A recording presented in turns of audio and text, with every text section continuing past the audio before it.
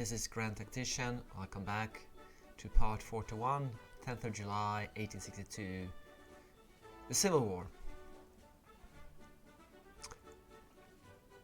Since the last video we have captured or conquered St. Louis, and a Union army has attacked us at St. Louis, no, at Louisville in Kentucky. But it's not a good attack. Our defenses are very strong. Let's jump into it. There was another corps sitting right on top, and it didn't enter the battle. I don't know what to tell you. It should be here. It isn't. So the odds should have been even worse. But the unit is attacking 1-to-1. Let's call it that.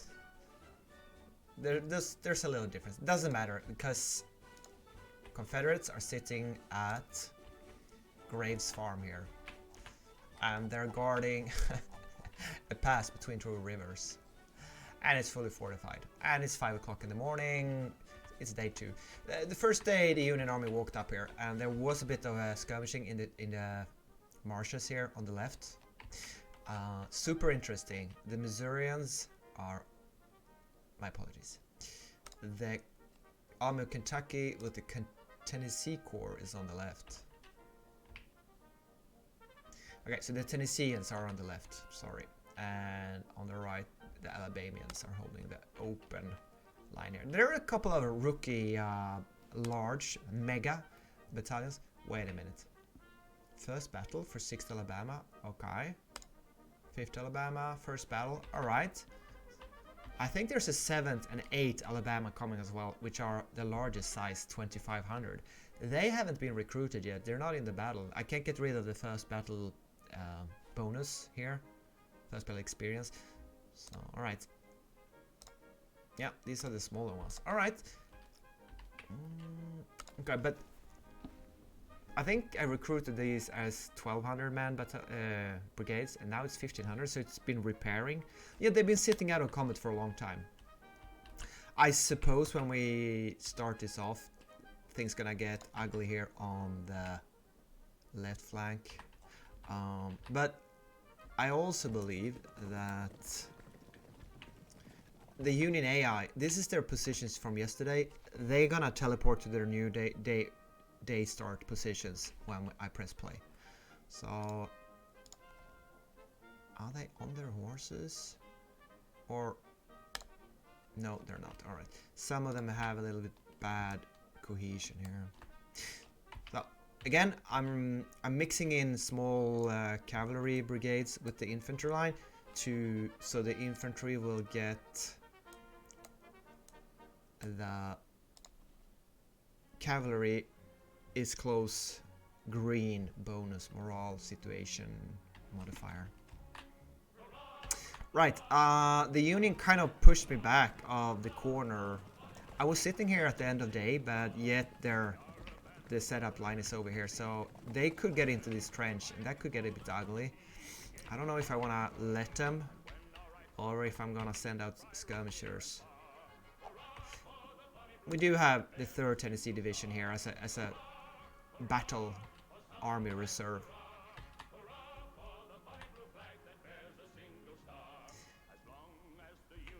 And here we go. It's a bit dark and it's a bit mixed up here, but okay, so did you see that? Alright, 2nd battery, 10 guns. Hey, that's not a good setup for you, my friend. That's not a good setup at all.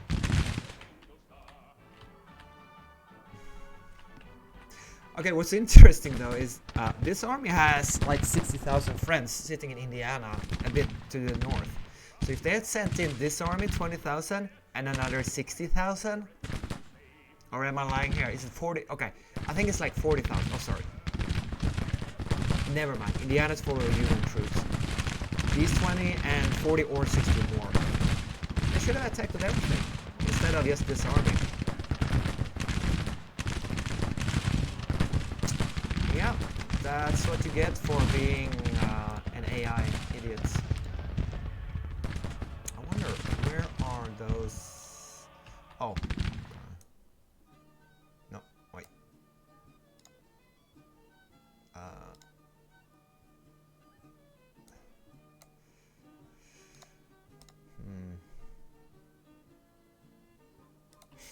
There should be some skirmishes to this unit, but I don't know where they are.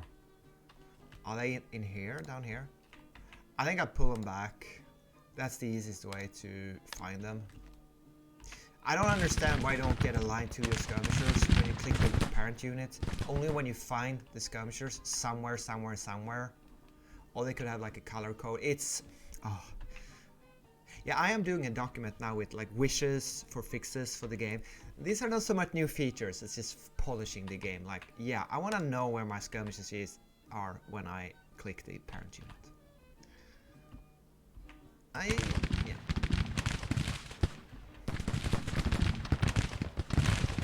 Even though, okay, so first off, 1-to-1, it's very rare that you get better infantry odds. The terrain is horrible for the attackers, the Union AI, and I'm in very good defensive position. I have decent troops, decent weapons, decent leaders. Not great, not great. No artillery, no artillery. It's in the court that missed being in the combat, so I should spread out my artillery better. There you go. Are they back?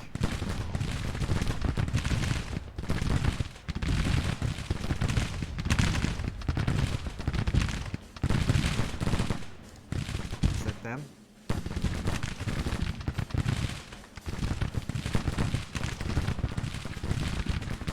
Catch a tune.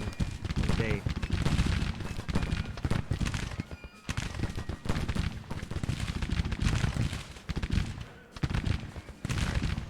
I think we can go up and capture those artillery pieces here now. Thanks. Appreciate it.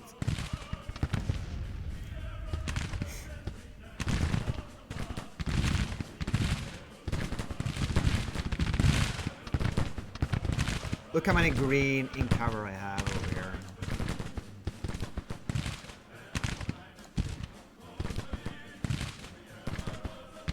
Yeah, sorry, no Texans here.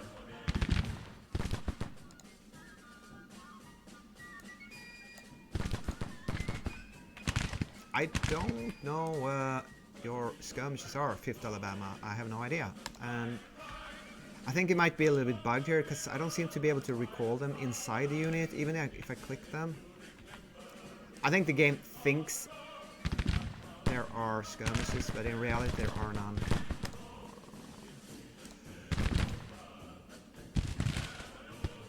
Okay, let's go double speed. So that was fun, right? Yeah. Watch the next video. This is not exciting. Forgot to tell you.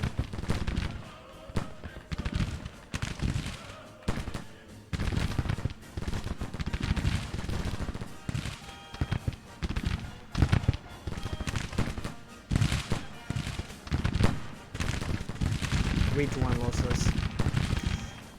Everything is going great in the war.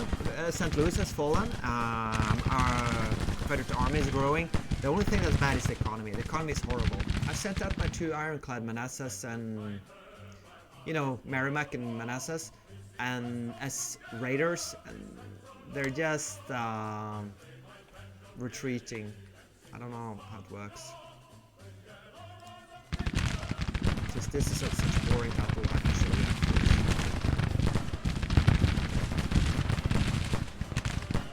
It's a bit weird. I suffered as many as 1,300 losses, to be honest. I'm a bit surprised, but alright.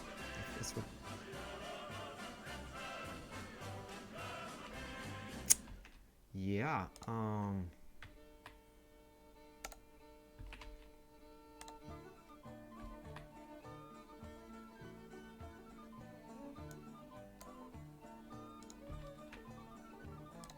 might as well try to get some experience here, right? But it's too late, so let's go speed 5. Yeah, running away. I'm not gonna catch anything here. Most likely. Maybe that unbroken.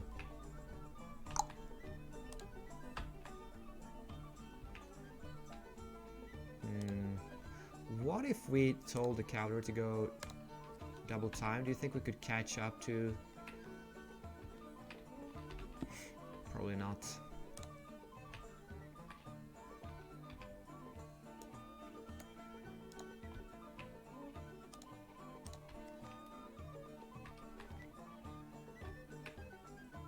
Oh yeah, right, we're walking through the marsh here. If you scroll out, you can see the terrain here is a marsh.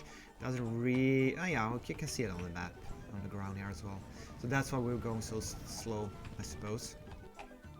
Okay, fair enough. Yeah, let's just end this battle here.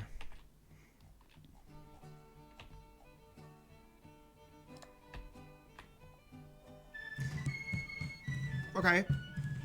1,300 to 4,000 losses. Great. Good job.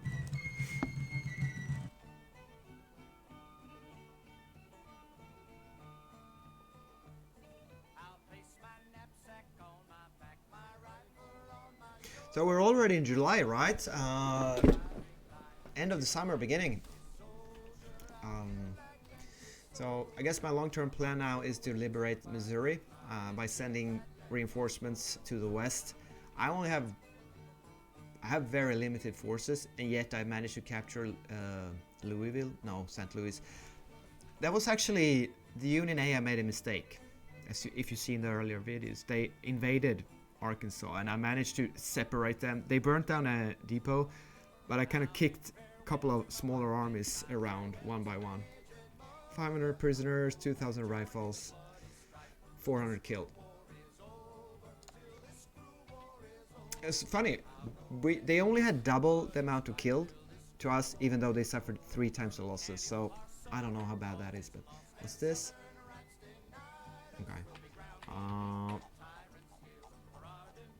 So all we got up here is Army of the West, 13,000. They will have to take care of Army of the Southwest Missouri here over with 10,000 or so. And here are the smaller units. I'd say maybe this is around 10,000 troops up here. Not a lot, but like I only have 1 army and they have 2 armies, and they're roughly the same size. Over in Illinois here, not a lot of reported forces. 3 and yeah, like 4,000 here north of Cairo. So I have 23,000 in Cairo now, and I'm, you know, I thought they attacked once with 40,000 here. Where are those? Okay, maybe they are here next to Vincennes and Paoli. Yeah, super famous cities. Anyway, check these numbers. First Corps, 29. Army of Indiana, 29. You know what? Army of Indiana, 29. Probably First Corps is part of Army of Indiana. Yes, it is. Alright, forget what I said. I counted these twice. So we only have 29 plus 9. Alright, that's still 40,000, as I said. So it's a bit misleading that the army headquarters that is empty and the Corps reports the same amount, like, yeah. And we just kicked 20,000 off our territory here. I left Covington and Cincinnati. I'm not gonna. I could have just walked over there and taken Cincinnati.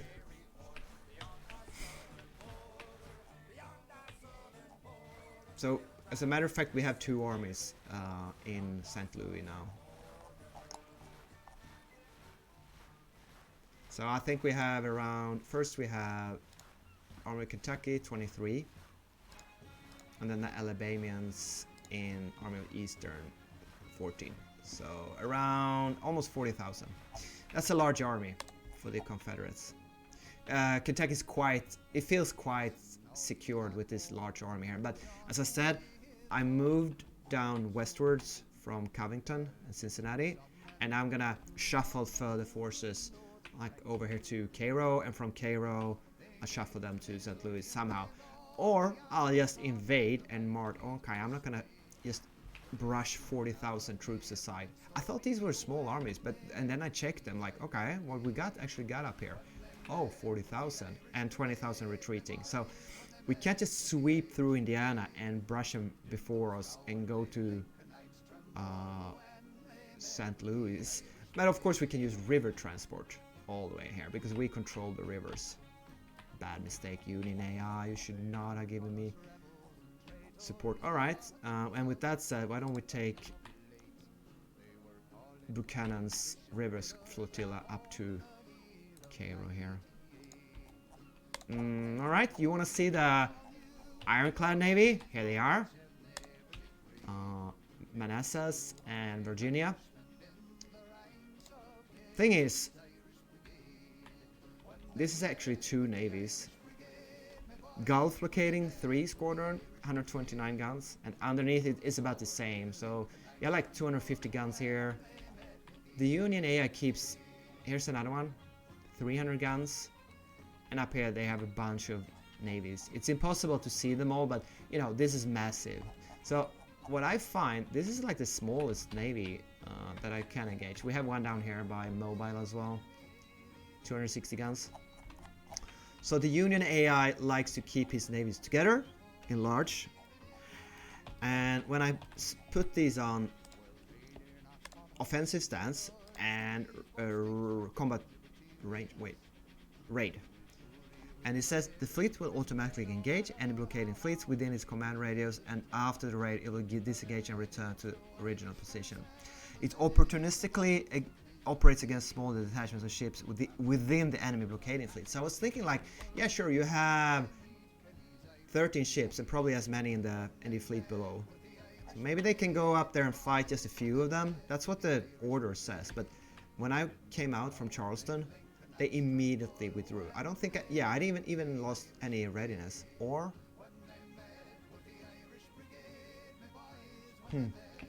So raiding with 2 ironclads against large blockading Union navies doesn't seem to work very well.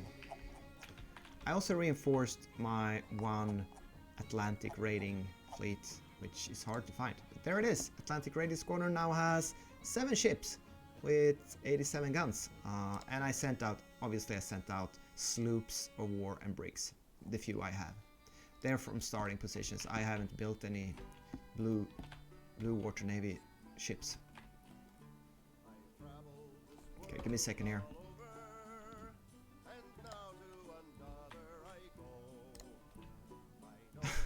Union national morale 43. 165,000 Union soldiers versus 120,000 Confederates. 45,000. You know, I can deal with this. What I can't deal with is the finances. Look, I'm losing $670 million per year. I don't understand. I am bleeding 300 million plus money per year. I guess it's the army upkeep, 185, and it's the supply depots, 175. I do not understand how it can be this expensive, or what you're supposed to do about it. So I'm going from 25 million down to 6 million. I have recruited a few brigades, yes, and that costs money. I suppose that's what's killing my economy. And also, Union blockades. No, it's down to 21%. It was 29% just recently. I need to understand how you get a better economy. I need more revenue. So I posted about that on the Steam forums, because I don't know. If you know, please let me know in the comments. What do you do? Buildings, policies, projects, acts, army composition, number of headquarters, small, large brigades. You tell me, what do you do? Maybe you go artillery and cavalry instead of infantry. I only recruited infantry because I think that's cheaper. Still, yeah, I mean, it's realistic, right? Economy 400 to 75. So we now have a what is that? 5-6 to 1 economy to the Union's advantage. It's historical. You know, the surplus. Are they actually on surplus? The Union economy. Are they not bleeding money? Their revenues is at least twice as high. Their expenses, they do have more expenses than we do. No, they don't. Oh yes, they do. A lower graph means more expenses, but yet it seems the Union is kind of balancing their budget, whereas our budget is just down the drain. I've done something in this campaign that's wrong, or is it the AOM overhaul mod? I don't know. I would love to know what to do. Build markets, reinforce IIPs, relations with Europeans, higher demand for cotton, something, balancing the budget. I don't know what to do. Apparently, what you shouldn't do is just stay more or less static and slightly reinforce your army on the cheap with the infantry. That's what I've done. That doesn't work. You need to do something else. Okay. Thanks for watching. I'll see you in the next one.